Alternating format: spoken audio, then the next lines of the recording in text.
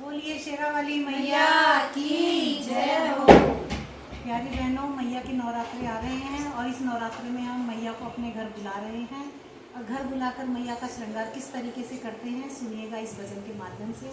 और अगर ये भजन आपको पसंद आए तो लाइक कीजिए, शेयर कीजिए और सब्सक्राइब करना तो बिल्कुल भी मत भूलिएगा। बोलिए श्री शेरा वाली मैया की जय हो। बोले सच्चे दरबार की जय हो। 9 दिन मेरे